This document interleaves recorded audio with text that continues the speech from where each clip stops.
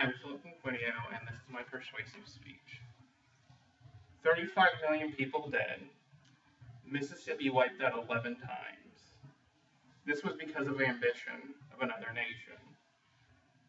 They wanted to grow, they wanted to get stronger, they wanted to get better.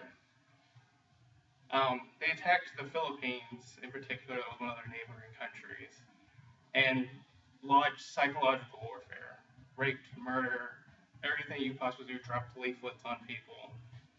Just like here in the States where we walked people, Indians, to their death down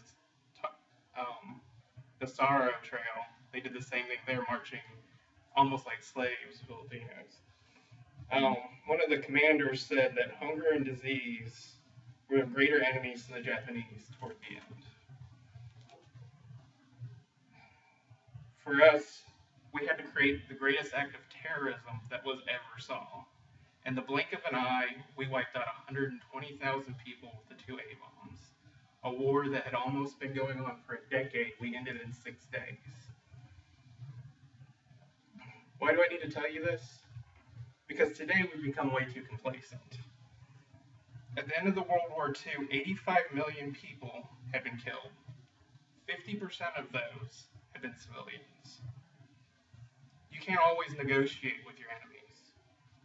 People do not always see eye to eye. ISIS cuts people's heads off to get their message across. North Korea starves its people and pretend to be gods. Gangs poison children.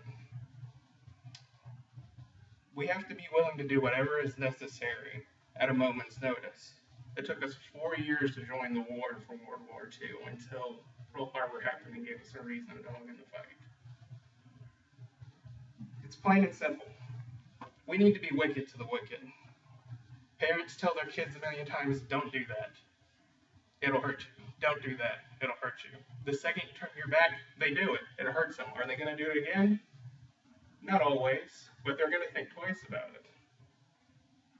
Let's take another look at this. Let's look at cancer treatment. We know the side effects are fatigue, bone aches. Some of the symptoms, the actual side effects are worse than the actual disease. When you use radiation on a person, they keenly target it in and do damage not only to the bad cells, the cancer, but also the good cells. They kill them all going from all different directions in targeted attacks. From there, you have chemotherapy, which is a poison that also helps fight, kills the good with the bad once again. There's no complacency when there's dealing with cancer. You cut it out surgically. You burn it, you poison it. I want you to imagine the gang violence we deal with nowadays. Rapists and child molesters, so terrified of retribution, they never act. Gang violence is gone. Lives spared horrors of war that never happened. Soldiers safe at home. People safe. Commit the necessary evil. Destroy a few so utterly, so beyond recovery. Publicize it.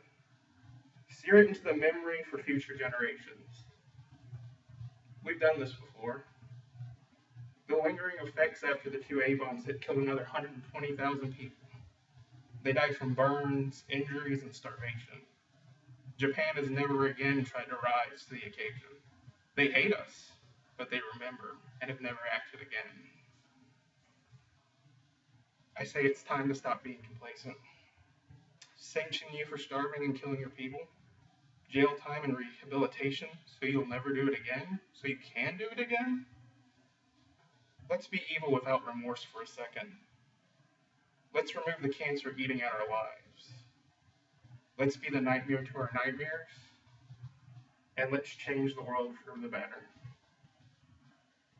That's my speech. Thanks, you guys. Feel more to the camera. All right.